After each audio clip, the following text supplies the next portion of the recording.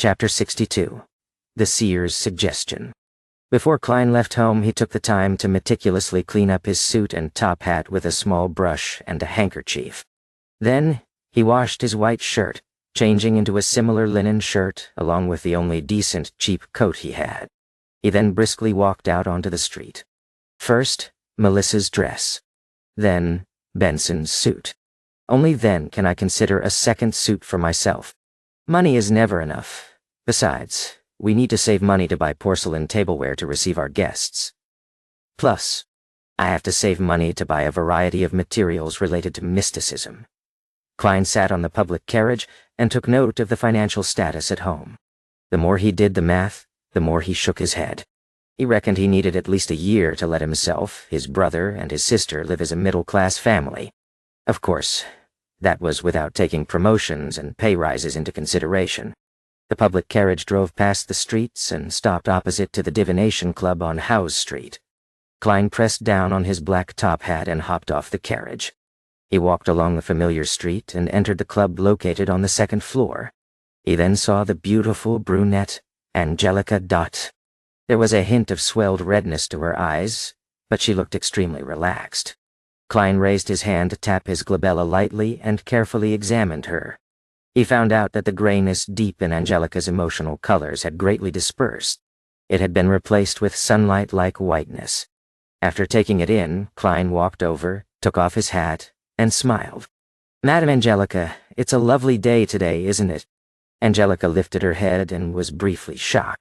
She then beamed and said, "You are just like Mr. Vincent's cat. You don't make any sounds while walking, do you?" "You managed to tell?"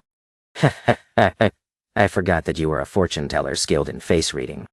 She paused. Then she gently bit her lip before bowing. "Thank you.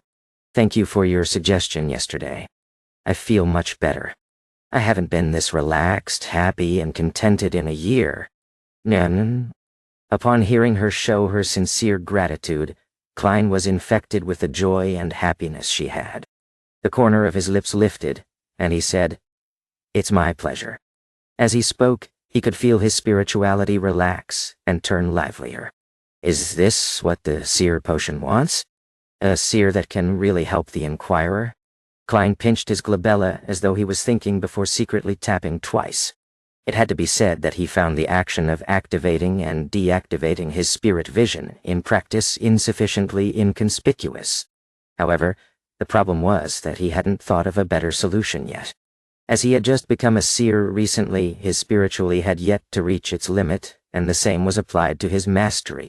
Hence, there didn't seem to be many suitable locations for an activation switch for his spiritual vision. The glabella was the best option by far. When I become a true seer after fully digesting the potion, I should be able to design a more inconspicuous activation motion. Klein nodded unnoticeably and walked towards the half-opened meeting room. "Coffee or tea?" Angelica asked hurriedly. "Desi coffee," Klein answered. He planned on trying out all the drinks the Divination Club had to offer. Then, he saw that there were 6 or 7 members present, but not Hannas Vincent, who was almost always was. "Mr. Vincent isn't here?" Klein stopped in his tracks and asked a passing question. Angelica was taken aback as she said, "Mr. Vincent doesn't come every day. He accepted an invitation to give a lecture for a divination organization at Enmat Harbor. Are you looking for him?" "Not at all. I was just curious. After all, I've seen him every time I've come here." "No warning." Klein shook his head with a smile. Meanwhile, he realized that there was a familiar face among the 7 members present. Glacis, who had divined for him before, was present. Glacis was reading some information on the table with his monocle when he suddenly sensed someone looking at him. He lifted his head and cast his gaze. Obvious joy suffused his face as he propped himself up with both hands and stood up. He dashed towards Klein and stopped before him. "Good afternoon, Mr. Moretti. I have been wondering if you would come today. I heard from Angelica that you are not a doctor, but a fortune-teller who is good at face reading." Klein smiled. "That's not the only thing I'm good at. Mr. Glacis, you no longer seem plagued by your ailment?" He pinched his forehead and tapped his glabella twice. He noticed that Glacis's health colors had returned to normal. Yes, I was very regretful for not taking your suggestion back then. Luckily, there is a very amazing apothecary near my place. He gave my wife a magical medicine which brought me away from death, Glasses said emotionally. As a quasi-member of the Nighthawks, Klein asked out of occupational interest, very amazing apothecary. Very magical medicine? Magical? How magical? Is it within the range of Beyonders? He said that it was a kind of folk medicine from Lenberg. In short, it helped with treating my illness a lot, Glasses answered, without noticing anything abnormal about the question. Folk medicine, apothecary? Klein tapped his glabella as though he was thinking. What's his name? Where does he stay? As you know, even a fortune teller can't guarantee that they would remain in the pink of health all the time. Perhaps I will need to go to purchase some medication from him in the future. Klein learned from his teacher and classmates that the current health system in the world was in a nascent state. There was almost no cure to many diseases, so the magical medications and miraculous apothecaries still controlled the market. There was no harm in knowing more, since it could one day serve useful. Glasses answered honestly. His name is Lawson Darkwade. He has a tiny store at 18 Vlad Street in Eastborough, named Lawson's Folk Herb Store. Ah, thank you. Klein remembered it, and spoke sincerely. Glasses turned around and invited him to sit beside him. At that moment, Angelica came over to serve the coffee she brewed. Compared to Southville coffee, Desi coffee is more fragrant, but has quite an inferior taste. Klein took a sip and savored it for a moment. Glasses hurriedly deliberated his words when he saw Klein put down his white porcelain cup. Mr. Moretti, can I request a divination from you? I will pay according to a price you set. Indeed. 8 pence is sufficient. I will not raise the price out of the blue. 9. Klein was hoping that someone would request his divination services. Do you need a divination room? All right. Topaz. Nah. No. What? Glasses led the way with much more familiarity. After entering the divination room and locking the door, Klein sat behind the long table. He asked in a serious voice, Mr. Glasses, what would you like the divination to be about? I have an investment opportunity, but the amount of money it involves is huge. If it fails, my family and I will take a heavy hit. I wish to know if it will be a successful investment. Nandarel. Glasses volunteered the information. I have divined using tarot cards previously. A divination after purifying my soul.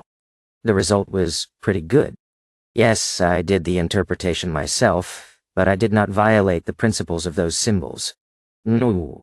Klein thought and asked curiously, It'd be great if you could describe the entire situation once more and give me your information again. It'd be best if you have the other party's information too.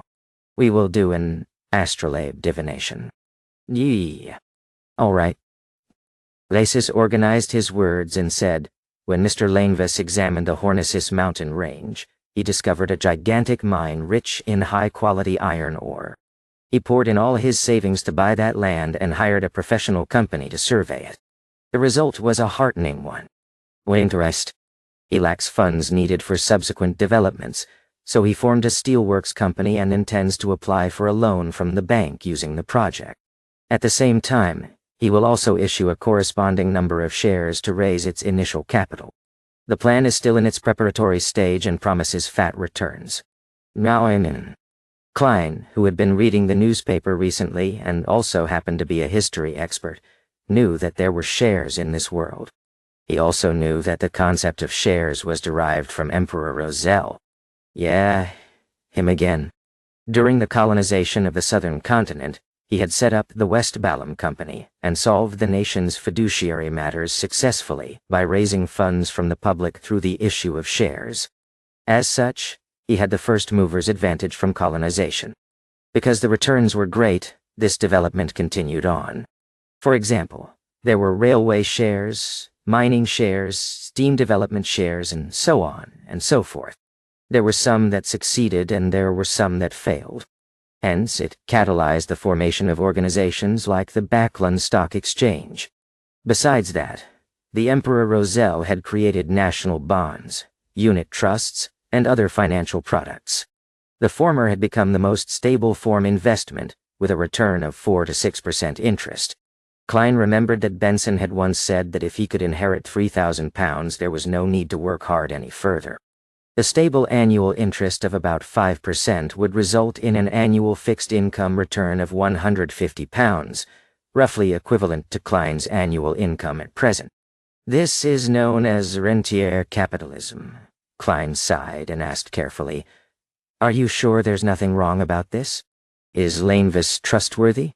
I've seen his property papers and the inspection report. There is the Sivalaus County government stamp and an endorsement of a professional company. Plus, inside Mr. Lanevis's office is a group photo of him with Sir Deweyville and the mayor." "Now," Glasses nodded in reply. "Group photo. That doesn't mean anything." Klein, who was born in an era of information explosion, had seen too many similar incidents. He didn't buy the story because of that. However, it didn't matter if he believed it or not. He could only pick up a pen and draw a corresponding astrolabe according to the crucial time and information that Glasses had provided him with. After a long while, Klein pointed to the astrolabe and said, "You should be able to tell that this will be a very unsuccessful endeavor. Below the flourishing surface is a cliff, a chasm. My divination suggestions going around it, to avoid it." Glasses fell into silence, his mouth turning agape a few times before he closed it.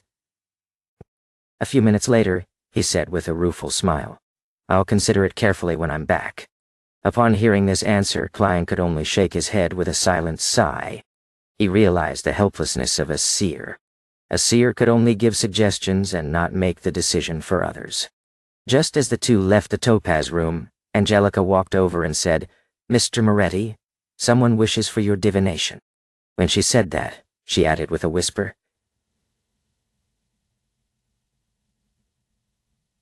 "He did not ask for my recommendations, nor did he view the album. Name and done. Has my reputation spread?" Klein turned towards the reception hall in puzzlement.